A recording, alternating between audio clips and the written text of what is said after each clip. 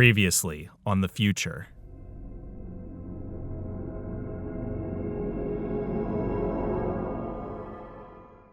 I'm joined by Marc Posch, and we're going to be talking about strategy. Brushing your teeth can include a strategy. Strategy, schmategy. I think you're going to make my argument for me. I'm going to. Does it feel, Just warming up here. Forget about the labels. The labels, I think, can misdirect us from talking about what it is. This is where design can be actually an afterthought. There's no black and white here in our industry. I thought you were German. It's binary. No. Oh my God, what kind of German are you?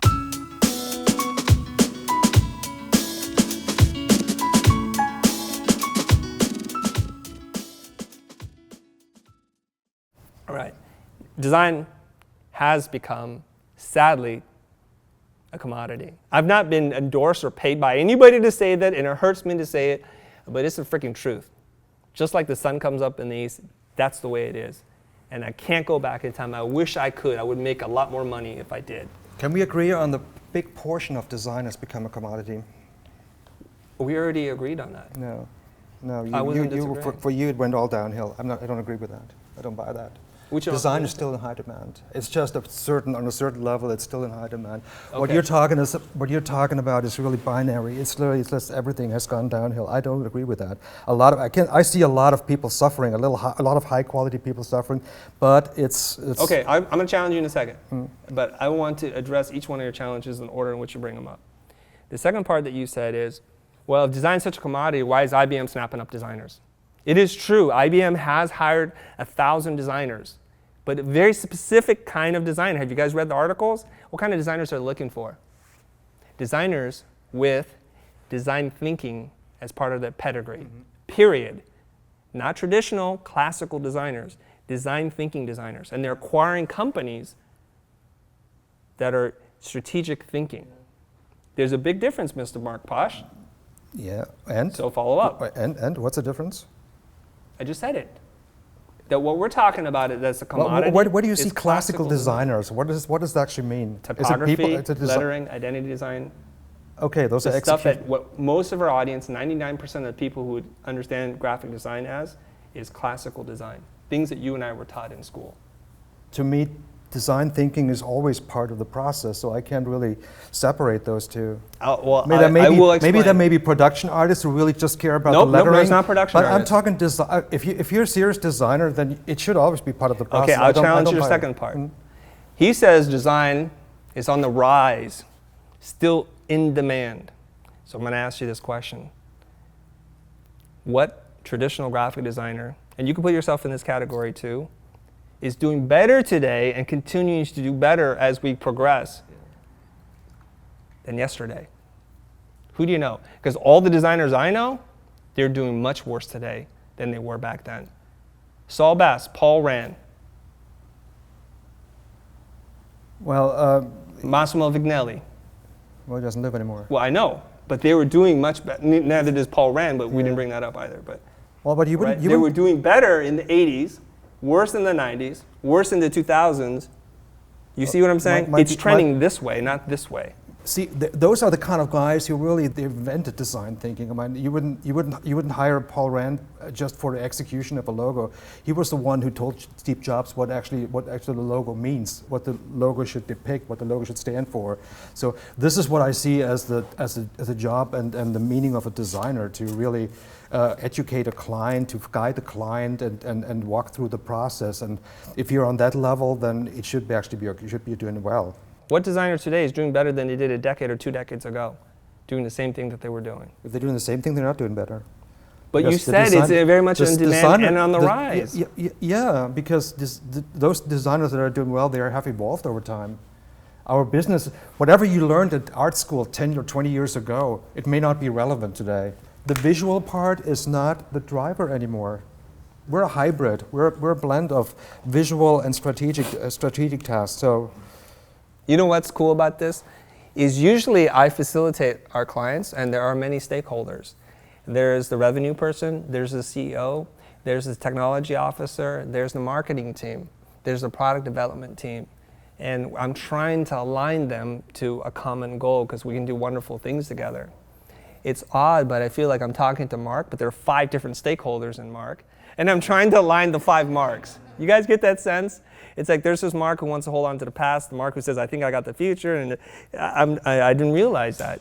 And maybe I have to facilitate you in finding and defining some kind of clear goal as to where you stand or what you want. I know this, and I'll just admit this just for myself, you guys. I'm gonna look right into the camera here. Our business and I wouldn't even necessarily, most people will not classify what we do as traditional design because my teacher's like, you're doing that new weird stuff, right? But in terms of a design service, our design company was in the decline, okay? I just want you guys to understand this.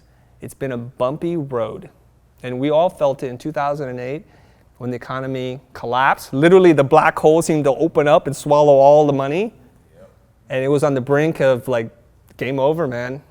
We lose everything. Everybody loses. And then it's been a slow recovery, and it never returns. It never seems to return. And so I had a clear decision to make. And for those of you guys who don't know, Blind as a service company has been doing motion design for over 2 decades. We made a ton of money during that arc. And then the jobs start becoming fewer and far between. The budget starts shrinking. The creative opportunities start disappearing because of a lot of things. I want to get into that. So we have a decision.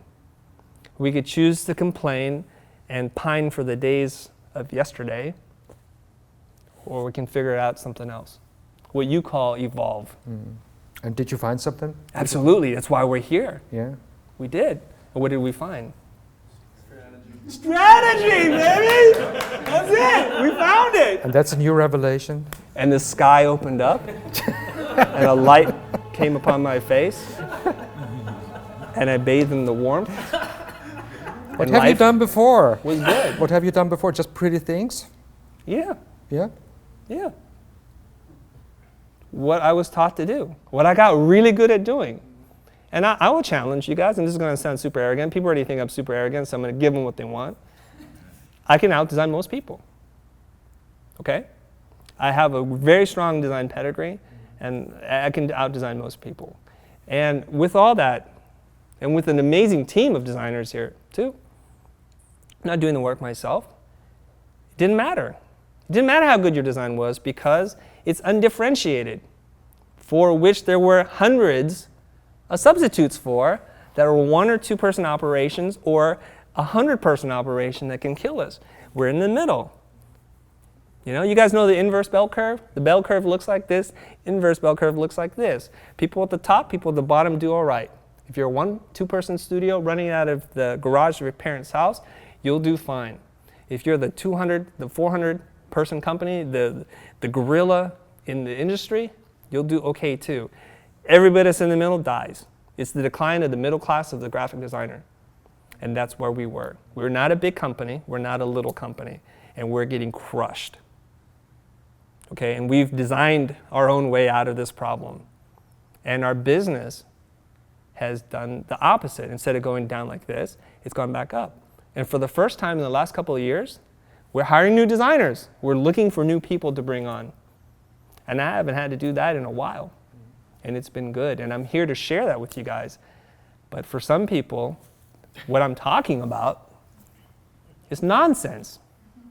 They think we've been doing this all along. And I challenge you, it's not. But why do you think was strategy the driver that kind of helped you in the transition or in the upswing? Okay. Well, I'll make it really tangible for you guys. My guess is you've done this before too, right? Done what? It was always offering strategy or adding or No, I've not. Using strategy as part of the process? No, because Bryce will point out to you that he's watched videos of me talking, what? What are we talking about strategy, schmategy, Jose? What are we doing? I don't have to sell anything. I don't have to do this stuff. What is this stuff you're talking about? How did you have a conversation with the client? It's a revelation, you guys. I'm going to share my story. I'm going to make it relevant to you guys right now, okay? And we'll continue our debate if there was one. I can see that there are a lot more websites. I'm not stupid. I can see that. We're not getting in that game. We're making commercials. Commercials are going out. Nobody watches TV and commercials anymore. So we need to do something that everybody's doing because there's a bigger market there. You know, blue ocean strategy, right? So we're going to build a website. And I have no real website design experience, really. I've not been trained to design websites. I know how they look. I can do something like that. I can make it look good. And so I asked my brother, he's in Silicon Valley, hey, I need to do websites. I think this is where it needs to be. You're in Silicon Valley. Find me anybody. I'll do anything, any price, whatever. He's like, for how little? Come on, I know how much you charge for commercials. I'm like, for $5,000, pay me $5,000, I will build you a website, okay? A week later, he calls me back, I got you a client. I sit on their board. This is the hookups. I tell them to use my kid brother, he's good. And he gets us a client. And it's for an IT company, service company. And we get it. We ask all the questions. What do you want it to look like? How does it feel? Who are your customers? Demographics? What are the challenges? We ask those kinds of questions. The questions right on the board. Who are your competitors? Right? And we go and design this thing. And essentially what we're doing is giving the site a new skin. Moving things around, changing the imagery, writing new copy. It looks better. It sounds better. It moves better. But inherently, it's the same freaking site. I don't know what user experience is, and I do this, and the clients change things, and they change things, and finally we deliver, we give birth to this thing. It's a horribly painful process that months later, I look at the site, it reverted back to what they had. So I didn't like the project, I didn't like the process, and I thought, oh, this website thing, it's not for us, man. It's just not. We're gonna have to figure out this motion thing again. I hit a brick wall. And it was very disheartening. We obviously did not do a $5,000 project to make money. I spent all the money on designers and developers making this thing. It's right about this time, Jose re-enters my life. And I tell him during an AIGA board meeting, dude, what is it about this web thing? I see that you're promoting design and Church of Twitter and all the stuff that you're doing is so hard. You are so loud and annoying about this stuff. What is this? He said, look, I'll show you. I can't explain it, but I will show you. Find me a client. I will show you how to design websites. I said, great. This is the Trojan client. So if you haven't seen that video, you guys check it out, and you'll see what happens. So what Jose does is we get into the room. My clients don't know what we're doing. I don't know what we're doing. I'm literally sitting in the room like clients, friends of mine. I brought in this guy. He's going to do this thing. He's an expert. And he's not going to charge you guys any more money. And we'll do this thing. And that is what is in the core set of videos. And he facilitates the whole thing. And in that moment, and you can watch the videos. Have you seen the videos? Who has the core kit? Anybody? You've seen the videos. Do you see me in the videos not knowing what I'm doing? I'm a total friggin' buffoon idiot. The reason why I'm not in it is because they cut to me and that's just the whole time. I'm just sitting there. I'm not pretending. This is not a plant. I don't know what we're doing at all. This is the first time I'm really seeing it. Jose goes and facilitates. He wants to know what your brand is about. And he does it in a structured framework. He asks very specific prompts and gets answers. Then he asks, who are your users? Tell me about their demographics. What are the problems? What are their challenges? How do we solve them? Then he asks, what are we trying to get done? So this is one of those things where by having a framework, the right kind of questions to ask, he's able to surface things that they didn't know. It's wonderful when you ask the client what you know and they tell you. It goes beyond wonderful. It goes into delight. It goes into amazement when they tell you things that they just realized for themselves for the first time.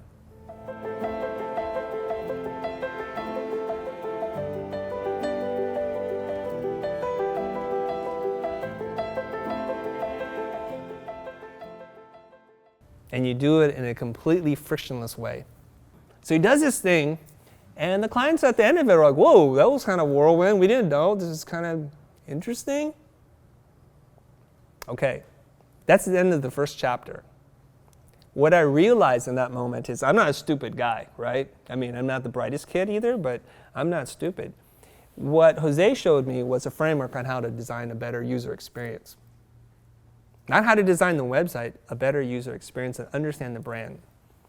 What immediately became apparent to me was this is a framework that could be applied to anything. It could be applied to anything. You know, and I've seen a therapist, I'm not shy about admitting that. How does the therapist know how to solve your problems? How? Because they have a framework that they use to ask you questions to surface what it is that's bothering you. I know they already know when you walked into the door, you have a mommy and a daddy issue, somebody beat you, somebody didn't love you enough, and here's the answer. But if you walk in, first of all, they make $100. It's $100 an hour, and that's it, thank you, and you're done.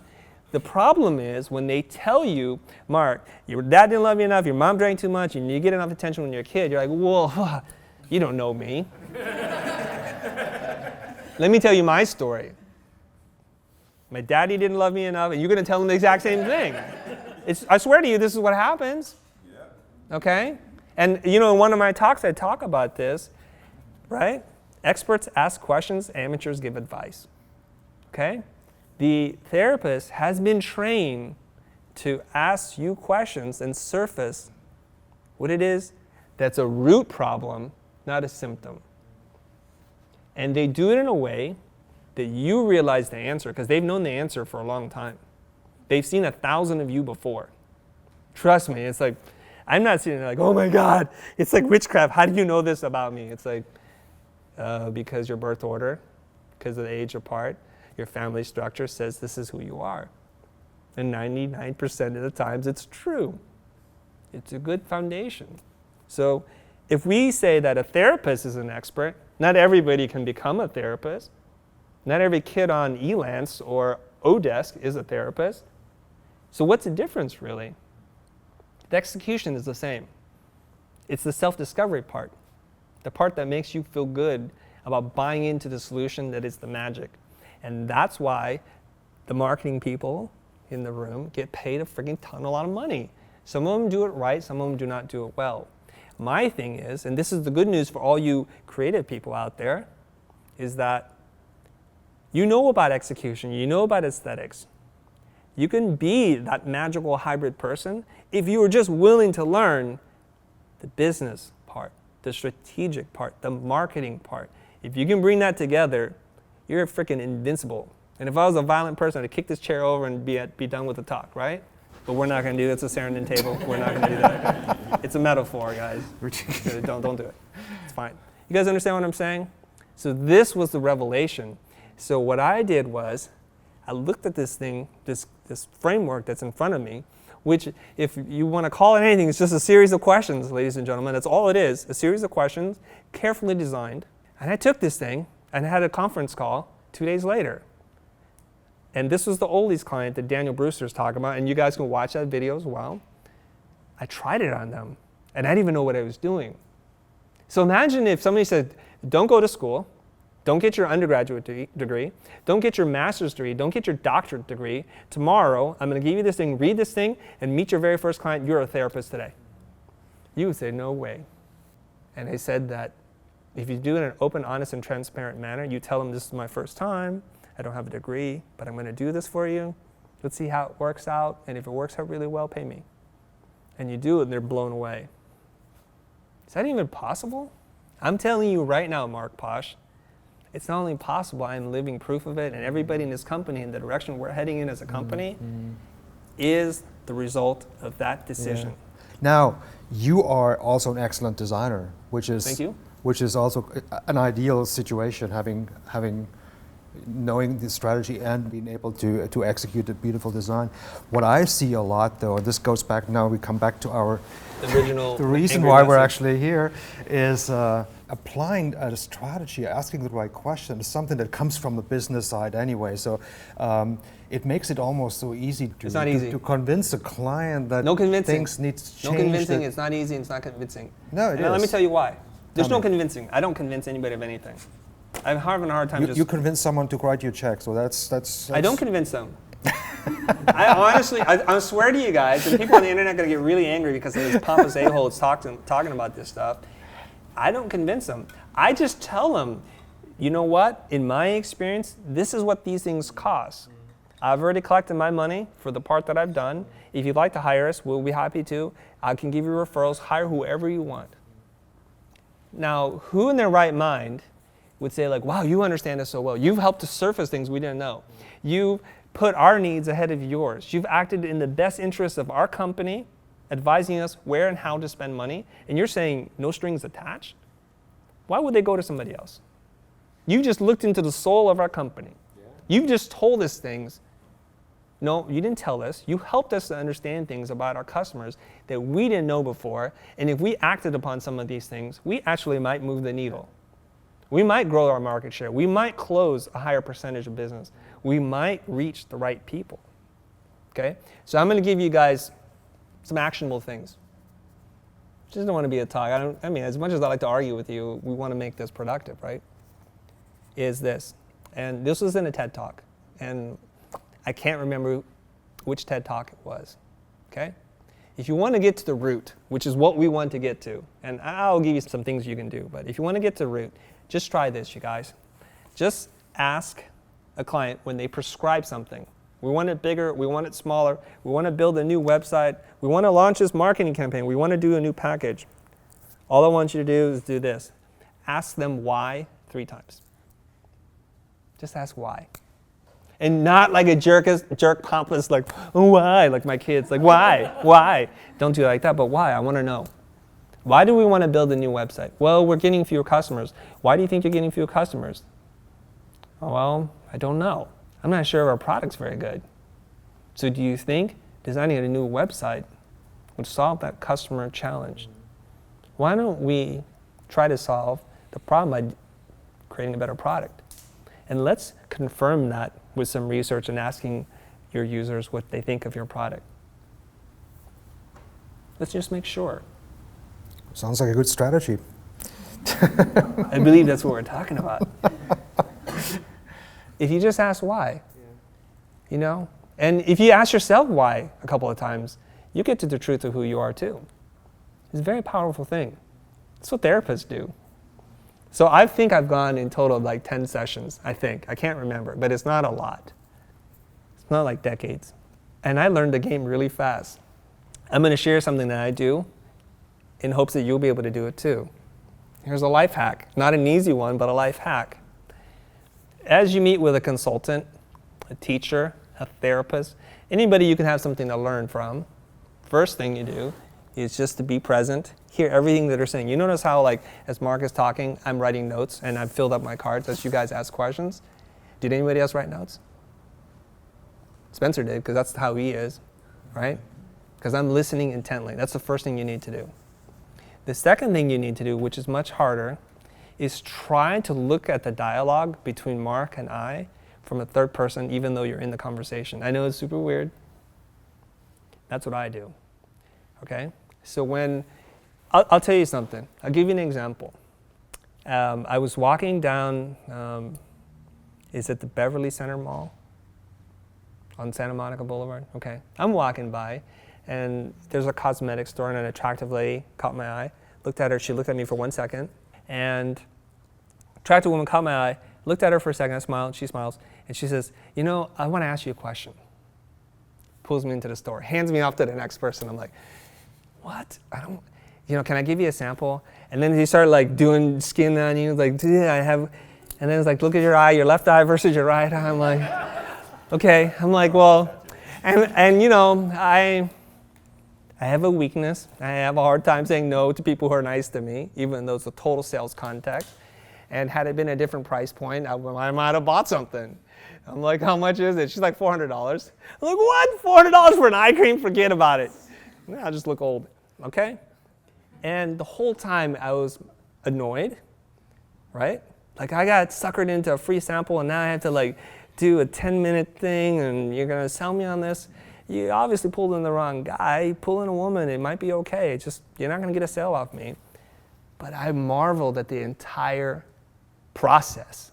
As annoyed I was I'm like, they got this person to pull you in. They put the attractive person, like, can I give you a free sample? Some kind of question you can't say no to. So the minute I made eye contact, I was doomed.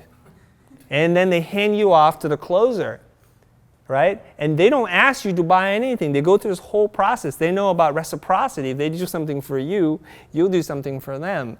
And it doesn't have to be equal. I'm going to give you a free evaluation and some tips on your skin. I care about you, you know, right? But I'm like, oh my God, this is so good. I need to go back home and write the script to what is happening to me because it's so effective, except for the last part. They targeted the wrong person. So this is what I mean by I'm in the moment. I'm like, oh, what's going on? Here's my money. To A, B, C, D, E, F, G. This is what is happening to me. So when the therapist was asking me questions like, oh, what is the answer to that? Oh my God, what question are you asking me? Why am I feeling this way? And I'm making a note of it. Because my goal in life is not to be in therapy for the rest of my life. So I'm studying. And that's the best 10 times $100 I've ever spent. That's $1,000. I just realized I should have said that. That sounds smarter. That's the best $1,000 I spent. Because that was a first-class education on how to ask questions and how to elicit the answers from your client. Okay? Mark, you say this, and I have the automatic response for this already. And this is a very popular thing. I have to educate the client. Doesn't that sound so condescending? Like, let me tell you about your business, you successful millionaire. You know? Let me tell you what kind of smart decisions you have to make to save you from yourself. It works better if I had hair, okay? But you guys know the root word of educate? Do you know what educate means? It doesn't mean to put in. It means to draw out. Education does not mean, here's the market research, here's my 30 years of design experience, here's my first grade design pedigree, here's what my design professors told me, and here's the latest books from Paul Rand and blah, blah, blah. Educated. Educate means to draw out. So our whole education system is busted, by the way. It means to draw out. So if I take the approach of asking questions, listening, no objective, I just want to understand, I want to try to help you, it's a wonderful thing. Okay, I have 5 points here. Here comes 5 points, you guys. The rules of collaboration by Blair and Enns, okay? 1, there's 5 rules. Strategy before development. We got to know what we're doing, we got to know why we're doing it, and for what purpose. Strategy before development, number 1. So if you don't do that, you're already screwed. 2, continuous reference to said strategy. If you don't have the strategy, there is no reference to said strategy, it becomes totally subjective. Make it cool. Okay, cool moves around a lot. Make it relevant. Relevant moves around just as much. Make it innovative. Beauty's in the eye of the beholder. Innovation to you, not innovation to somebody else. 3, because we've developed a strategy, because we continue to reference it, we must then have freedom to execute. Because we've already boxed it into something, and there are no more surprises at this point. Okay? 4, we will provide fewer options of higher quality. This goes smack in the face of what you're taught in school. Iterate 100 sketches. That's BS. And one of the master letterform artists, Doyle Young, he was a fan of doing 1,000 drawings. He was very good at them, obviously, a master. He'd just sit there and do letters. Because it's like a painting or a sculpture. We're just trying to find the form. How do we know when it's done? When we say so? How do we convince the client? We can't. And then lastly is we will present our own work. That one's less important to me. You follow the first 4, you're pretty good. Okay? Strategy before development, continuous reference to the strategy, the freedom to execute, and we will provide now, because we have an objective measure, fewer options of better quality. Wouldn't you guys like that?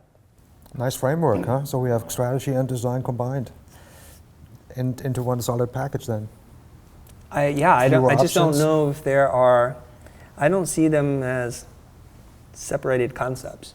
No, they are not. Okay, and you guys know, before I go on another rant here, is that design, I like Marty Neumeier's definition of design. It's a process where you invent a creative solution to a problem. I just like to define the problem now as beyond like giving a site a facelift.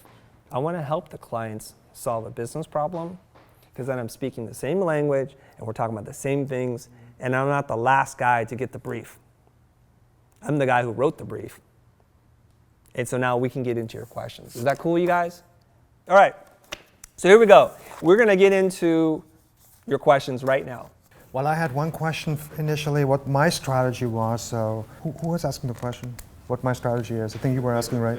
The particular process for a strategy, do you have like a static process, for each project, or do you kind of keep it, do you rather articulate it to certain projects depending on, the kind of project it is, or say the budget? Is there anything, Well, it always starts with a questionnaire. It always does. I mean, strategy is definitely the one of the first steps, but we have a solid questionnaire we go through, and it varies a little bit depending on the project, the type of project, but it always starts with a lot of questions. Is this in person, or like is it Ideally in person, yeah. I think chemistry is very important. It goes back to the therapy situation.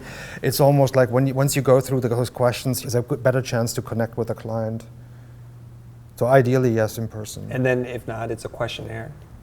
Then if not, then it's a questionnaire that gets sent out, and hopefully so we that's get. your strategy framework is the questionnaire, like a pre-scripted list of questions? Pretty much, yeah. I mean, besides then discovery, definition, the design development process. So that's pretty much the classic. Otherwise, it's nothing unusual. You seem disgusted by it. Huh? You seem disgusted by it. Disgusted? Yeah, like your face. You're not happy about doing it? You just like, because Chris told me how to do it, and it's the only way I can get a client, I'll deal with this nonsensical. I mean, look, if you don't believe in it, you do it. You're just going through the motions. And that's a problem. Now, there are several people in our community, Rob and Daniel, that have the kit. It's a $500 kit. They have the kit. They do the kit with the intent of trying to get something good out. But sadly, they don't surface what needs to be surfaced, because I think they're thinking, I'm ready to design. I got to go through this process. I'll sound smart. I know a little bit more when I'm done, but ultimately I'm going to build what I want to build. Well, that's not strategy. And I want to give you guys something before we end. It's not like an Oprah moment. There's nothing under your chairs. I want to tell you the key difference between what I understand design thinking to be than what's on the board and perhaps what we've been talking about, because we still have not gotten to it yet. All right? So we've answered your question, Spencer. How does Marc apply it? And you can't do a questionnaire, in my opinion. You cannot? You cannot. You cannot. And I'll okay. tell you why. Because you can't ask why 3 times the question that you haven't answered. If you're like, what do you want? And then you're like, why? It seems a little silly. You have this questionnaire where you have these specific questions you ask every time. Do the results ever surprise you? It does sometimes, yeah, quite often. At least it starts a conversation, which is very important. So it kind of opens up a dialogue we would otherwise not have when we just get the brief. And also it's something I use even when someone sends an inquiry for a project, and I'm not quite sure whether this goes through or not, but when I send them a questionnaire and have them go through 20 questions, it increases the chance that they're serious about the project. It increases drastically. Wait, you guys understand what Marc just said? Yeah, and I'm wondering. Hold on. I don't accept it. We all understand that. Go ahead. Do you understand what Marc just said, Bryce? I think so. What did he say? He was essentially saying that his questionnaire is what gets them interested in designing, like using him for the design. My question was, you said that it starts a dialogue that would have otherwise not been started. Couldn't you have started that dialogue and skipped the questionnaire and got to the root cause from the beginning then? I mean, it's a little bit based on our experience with what actually is relevant information and how to extract it from the client. So in that regards, it's kind of the catalog helps a little bit to kind of get to the core of things. But again, this also serves multiple purposes. So. Okay, I want to jump in because I have a reaction to what Marc said. And I want to say this in the most emphatically clear way I can say it, if I'm hearing it correctly. What Marc said is he does the questionnaire, his version of strategy, merely as a sales tool, as a means to vet clients if they're serious about hiring him. So if you go into a question saying, you are the killer, well, what conclusion will you walk away with? You must be the killer. Not a very good detective to me. I go in, and to answer your question, I'm always surprised, and I'm not surprised at all. How can I be both? I sound like Marc Posch. I'm always surprised because I'm learning things that I don't know anything about. And I'm not surprised because I didn't walk in with any assumptions about what this is going to be. I actually tell the clients right up front, I've done little to no reading. I've not profiled your company. I've not gone beyond the first page of your website, but a cursory overview of what you stand for. Because I do not want to walk in here with any assumptions about what it is that you do or what you want to do. This needs to be open, and it will go whatever direction it needs to go in. So when they hear that, first they're kind of taken aback. They're like, well, that sounds kind of lazy. Is that some kind of weird excuse that you didn't come prepared? But I've seen the opposite happen. When facilitators go into the meeting and they over-prepare. It's like they're like, well, you didn't do this because of this, right? And they know, they like go and call their competitors, people who've worked there. They do all this stuff, and so they're just going on a conclusion mission. I already know what it is that we're going to end up at, so I'm not going to be surprised. Now, they don't expect you to have to know the industry or know your company, but they expect to have to ask a quality questions. That's my experience. Right. And that is totally true. And that's why to me it's very important to have to be prepared in some way and have them and even get them engaged in answering really important questions. I mean, it's a little bit more sophisticated than just are you the killer, and but if they are really engaging in the process, if they are answering, they're diving into, and it's very intimate at some point. So even then this gives me a sense of they're actually really dedicated and not just fishing around and not just playing around. That's why I think. Well, there's a difference. When you shared your story about the soap, I believe you did do strategy the way it was meant to be done. Because you didn't know about any of this stuff. First it was looked at as a commodity, $1 soap, it's not expensive, but then for the people that are actually selling it to, it's a luxury. And it's something that we can celebrate and empower women about what it is that they do. You discovered something, you were surprised, and that was not about, whether it was your initial motivation or not, about getting them serious about buying into what it is you're doing. It was truly about surfacing something that they themselves didn't know. And you were successful in doing that, and that I applaud you for doing. Now, the relationship you're going to have with that particular client is going to be radically different than a client where, let's change the graphics, let's change this. Yeah. Let's do something cool, fun, and innovative. Let's just do that.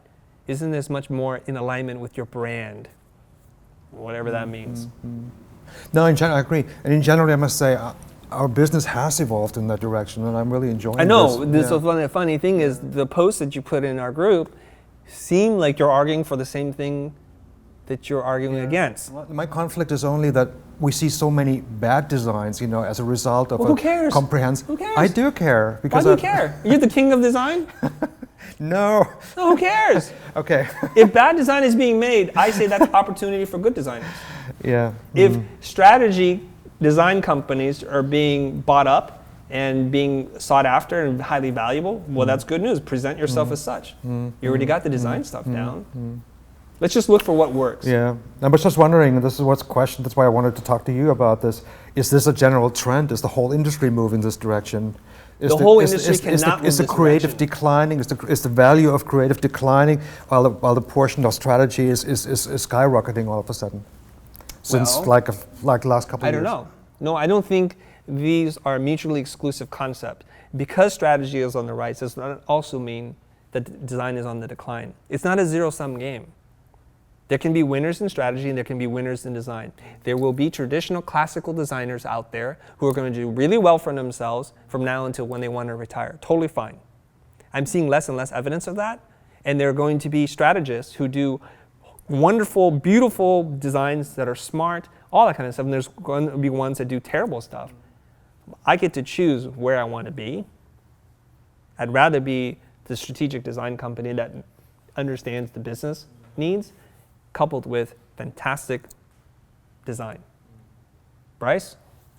Well, I feel like design for so many companies, because it's grown so big, that it's more of an implied end result, and getting down to what you design and finding out the strategizing what the root cause is will just help you in the design process.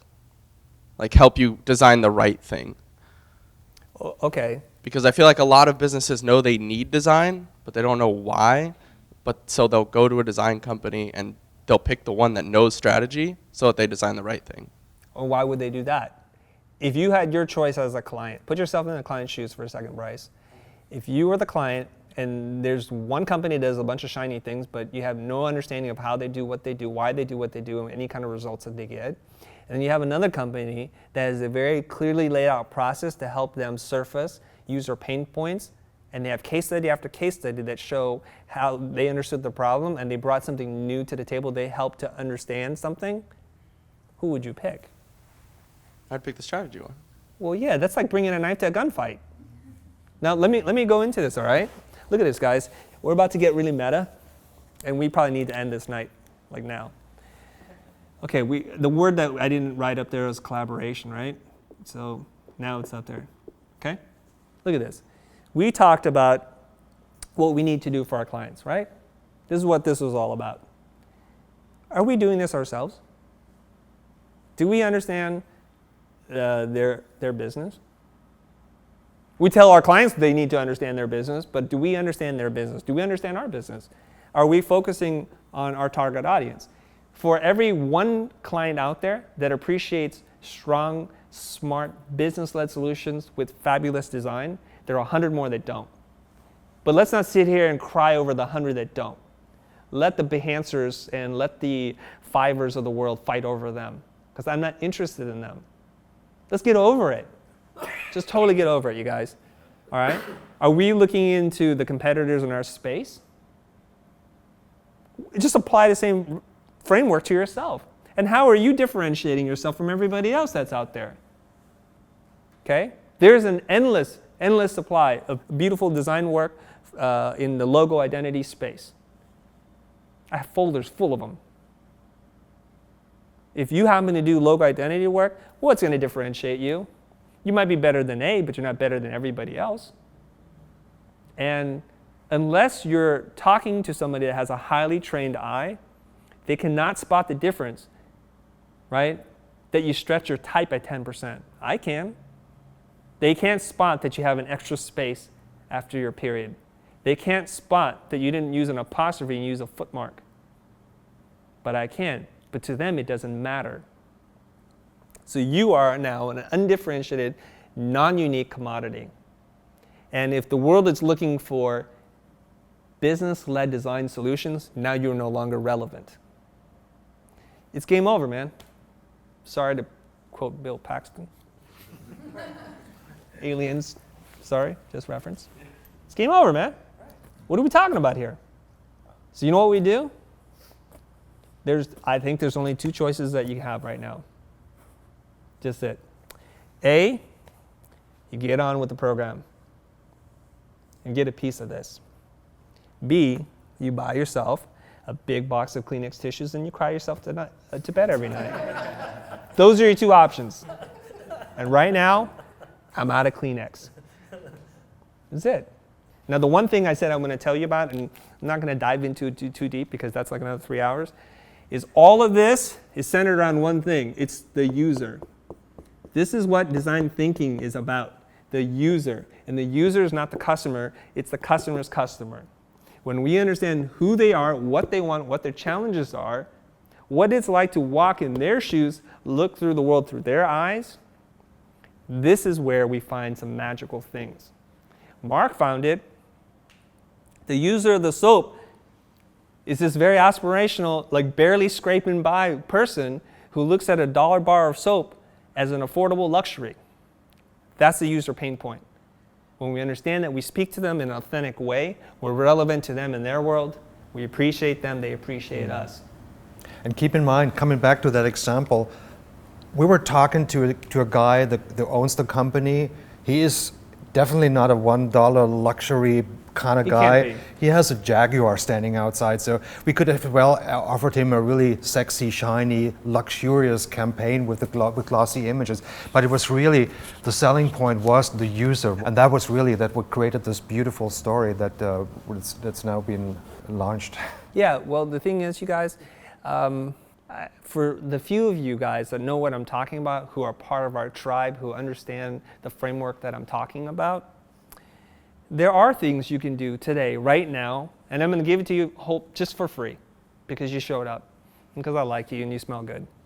Okay? I'm going to give it to you for free. Totally for free. All right? When Mark Posch says, well, what are you asking these people? What are the good questions? What are the high quality questions that you can ask? And in fact, you can come into a meeting completely unprepared. Wouldn't you like to know what that is?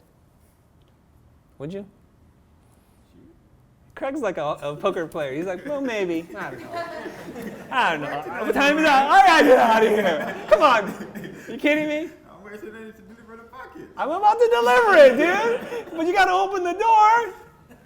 I'm like, nobody's home. I'm gone. All right, cool. All right. Look.